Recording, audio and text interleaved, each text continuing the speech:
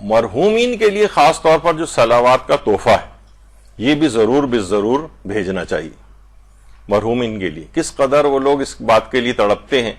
دیکھیے ویسے تو ہمیں بظاہر قبر اس طرح سے نظر آتی ہے, صاف شفاف بھی کر لیں, بہترین گھاس واس بھی اگا دیں, پھول بھی اس کے اوپر لگا دیں, لیکن اصلاً دیکھا جائے تو جو ہمارے اعمال ہیں وہ جا کر مجسم ہو جاتے ہیں اور اس کے مطابق ہی پھر سلوک شروع ہو جاتا ہے.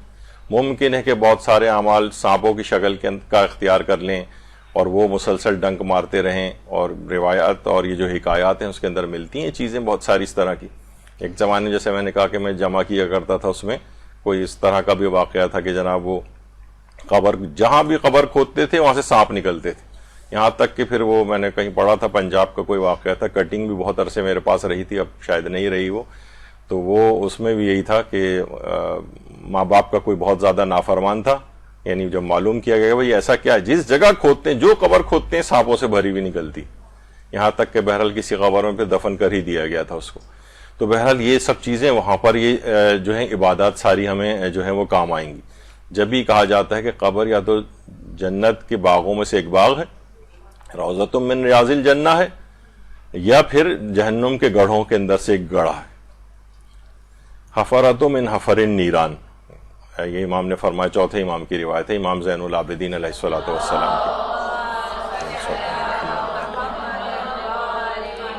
وہاں جا کر اس بات کا اندازہ ہوگا کہ یہ درود کس قدر ثواب پہنچانے والی چیز ہے, کہ یہ جتنے بھی اس وقت عذاب ہیں یہ برطرف ہو جاتے ہیں, اور انسان کس قدر وہاں پر مشکلات کا شکار ہوتا ہے. کہ آیت اللہ جمال الدین گلپائگانی وادی السلام کا قبرستان بیٹھ کر چشمہ برزخی سے وہاں پر مردوں پر ہوتے ہوئے عذابوں کو دیکھا کرتے تھے. گھنٹوں بیٹھے رہتے تھے کہ کس طریقے سے ان کو عذاب دیے جا رہے ہیں, یہاں تک کہ ان کے شاگرد وہاں سے اٹھ کر 3-4 گھنٹے گزر گئے, 5 گھنٹے گزر گئے, اپنی جگہ سے ہٹتے ہی نہیں تھے, یہاں تک کہ لوگ چلے جاتے تھے. لیکن وہ سب چیزیں دیکھتے تھے اور انہوں نے پھر بیان بھی کیے کس طرح سے. تو وہاں پر یہ قبر میں کام آنے والی چیزوں کے اندر سے ایک ہے. یہی وجہ ہے کہ آیت اللہ محمد حسین طباطبائی فرماتے تھے کہ ایک صلوات عالم برزخ میں ایسے نور میں تبدیل ہو جاتی ہے جو مرحومین کو مصیبتوں سے نجات دیتا ہے.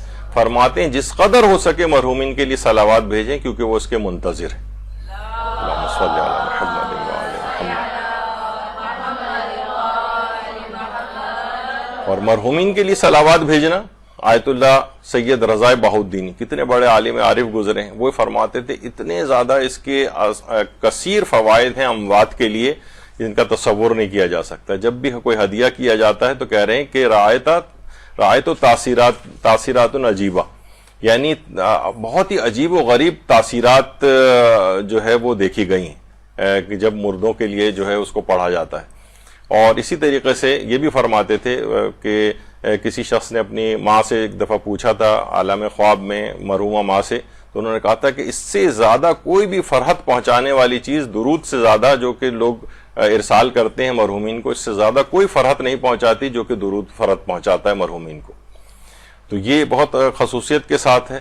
اور آیت اللہ بہجت بھی یہ بات فرماتے تھے کہ یعنی کہا کرتے تھے کہ صلوات واقعتاً جو بھیجتے ہیں اور میت کو ہدیہ کرتے ہیں, خدا ہی جانتا ہے کہ وہ کیا معنویت اور کیا صورت اختیار کرتی ہے ان کے لیے. صرف فقط ایک صلوات بھی یعنی ایسے ان کے کام وہ کر دے گی.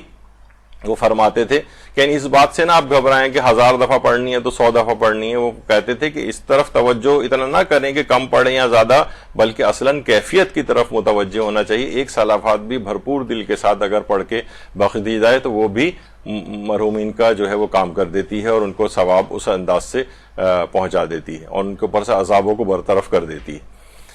اور علماء کا نام لکھ کے کیونکہ بہت ساری دیکھی چیزیں ایسی ہیں, ایران میں تو بڑا ہوتا ہے کہ مثلا شب جمعہ آتی ہے, کسی بھی مجتہد کا نام لکھا, اپنے مرحومین کا نام لکھا, اور کہتے ہیں کہ اموات چشم برا ہستن, یعنی وہ دیکھ رہی ہوتی ہیں کہ پھر نیچے لکھتے ہیں برائے شادی تمام اموات و شہداء فاتحہ با ہمراہ صلوات قرات فرمائد.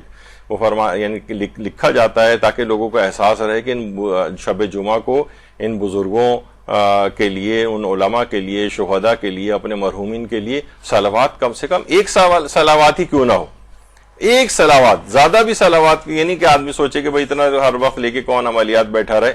فقط ایک صلوات بھی پڑھ کر اگر ہدیہ کر دی جائے ان اموات کی شادمانی کے لیے اور ان کے عذابوں کو برطرف کرنے کے لیے تو وہ بھی بہت کافی ہوتی ہے.